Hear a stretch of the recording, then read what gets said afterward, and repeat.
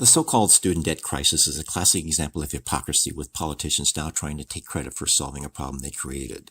The cost of education has doubled over the past 30 years, with the quality of the product seeming to go down at almost the same rate. Government programs guaranteeing these loans is a perfect con game where schools are supplied with an endless stream of young skulls full of mush to be indoctrinated into progressive thinking to advance liberal agendas, with which all of us will eventually be paying. Now politicians are promising to forgive the student debt, which means that we all get to pay for it. It's wealth redistribution. These programs guarantee a flow of cash, allowing schools to expand infrastructure and salaries of educators who are often unwilling participants in this hoax. They are constantly looking for excuses to raise tuition. There's no incentive to use the money to lower the tuition costs, so our next generation can be more self-sufficient and productive citizens and not be strapped with a mountain of debt after graduation. No one can be against education, but the system no longer educates. It propagandizes students by requiring courses with socialistic concepts, including gender studies and environmentalism, with emphasis on social and economic justice. It ignores providing a base curriculum of civics, patriotism, financial management, and problem solving, along with instilling our core values of fairness, truth, sustainability, and integrity.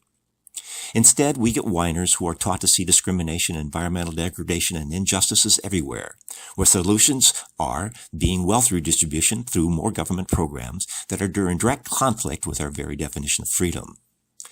There is little effort dedicated to teaching personal responsibility and becoming part of the solution. Instead, they are taught to be social justice warriors and activists who are constantly pointing out problems, demanding the government do something about it. The problem is that they are teaching our kids to be part of the problem and not part of the solution. How do we fix this? We start by having our high schools stop saying college is the only way. They need to teach that all jobs in the world are simply problem solving, and their pay is a function of what problem they can solve, not for what they know.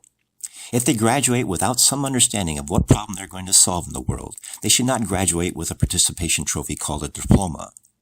National public service after high school should be a way to learn firsthand what this country is about, with free college like the GI Bill, the reward for their service.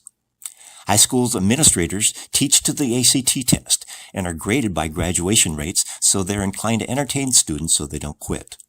The real focus of education is not to teach, but for the student to be able to repeat what they've been taught, applying it to solve problems that's costing someone money, often their own.